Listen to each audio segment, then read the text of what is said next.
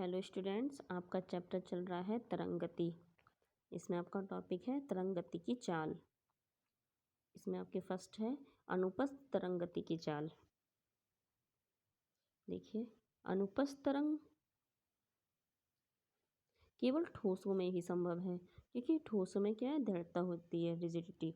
किसी ठोस में अनुपस्थ तरंग की चाल निम्नलिखित सूत्र से दी जा सकती है, V=N/d।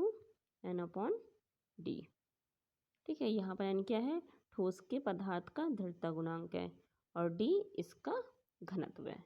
ठीक है, एक लचीली तनी हुई डोरी अथवा तार में अनुपस्थ तरंग की चाल डोरी में तनाव तथा डोरी के प्रति एकांक क्षेत्रफल एकांक लंबाई के द्रव्यमान पर निर्भर करती है। ठीक है, तनाव पर और क्या है, एकांक लंबाई के द्रव्यमान पर निर्भर करती है। इसको गणितीय रूप में कैसे लिखेंगे, गणितीय रूप से तनी हुई डोरी में अनुपस्थ तरंग की चाल लिखेंगे हम V=T/m। टी क्या है, आप जानते हो, तनाव है, और m डोरी की एकांक लंबाई का द्रव्यमान है।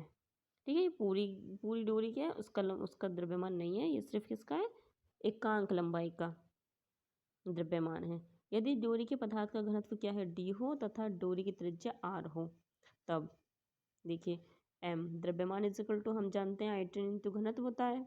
ठीक है, आयतन इंटू घनत्व। आयतन हम कितना ले रहे हैं इसमें, प्रति एकांक लंबाई का आयतन ले रहे हैं। ठीक है, और घनत्व, ठीक है, तो आयतन कितना है, πr² इंटू एकांक लंबाई की बात कर रहे हैं, तो लंबाई इसमें हमने 1 ले ली है, इंटू डी को ऐसे लिख दिया है। तो m की वैल्यू कितनी हो गई, πr²d।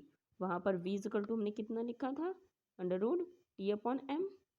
ठीक है, तो यहाँ पर हम ऊपर वहाँ पर dm की वैल्यू पुट कर देंगे। अतः तनी हुई डोरी में अनुपस्थ तरंग की चाल कितनी होगी, V=√T/πr²d।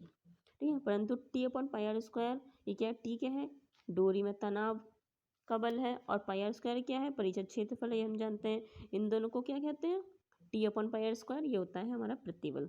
ठीक है, तो इसको क्या लिख सकते हैं, प्रतिबल लिख सकते हैं। तो इस फॉर्मूले में हम तनी हुई डोरी में अनुपस्थ तरंग की चाल कितनी, V= इस पूरे की जगह हमने क्या लिख दिया है, प्रतिबल लिख दिया है। तो V= हमारा हो गया √प्रतिबल/d।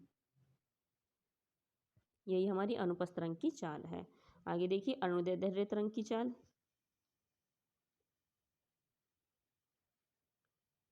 अनुदैर्ध्य तरंगें ठोस, द्रव तथा गैस तीनों प्रकार के माध्यम में संचरित हो सकती हैं।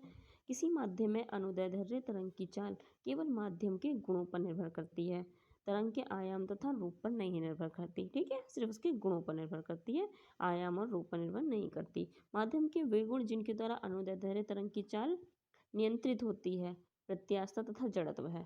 ठीक है, अनुदैर्ध्य की चाल किससे कंट्रोल होती है, ये प्रत्यास्थता इलास्टिसिटी और जड़त्व इनर्शिया से। ठीक है, आगे है ठोसों में अनुदैर्ध्य तरंगों की चाल। हमें ठोसों में देखनी हो तो इसके लिए देखिए, किसी विस्तृत ठोस में अनुदैर्ध्य तरंगों की चाल निम्नलिखित सूत्र से दी जा सकती है, V=√B+4/3h, जहाँ B, N तथा T ठोस द्रव के क्या क्या है, ये देखिए, आयतनात्मक प्रत्यास्थता गुणांक, दृढ़ता गुणांक तथा घनत्व है। ठीक है, V क्या है, आयतनात्मक प्रत्यास्थता गुणांक है, और N क्या है, दृढ़ता गुणांक है, और D क्या है, घनत्व है।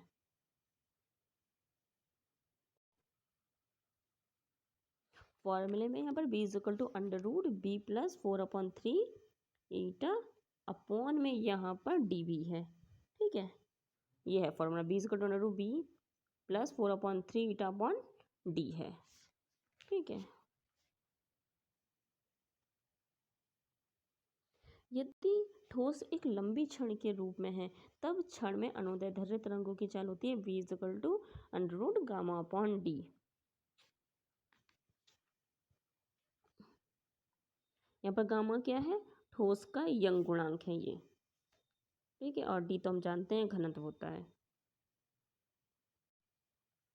आगे है आपका द्रवों में अनुदैर्ध्य तरंगों की चाल। अब द्रवों में देखनी है हमें, तो किसी द्रव में अनुदैर्ध्य तरंगों की चाल के लिए ये सूत्र होता है, V=√B/d। बी क्या है, हम जानते हैं आयतनात्मक प्रत्यास्थता गुणांक है, और डी हमारा घनत्व है। Okay students.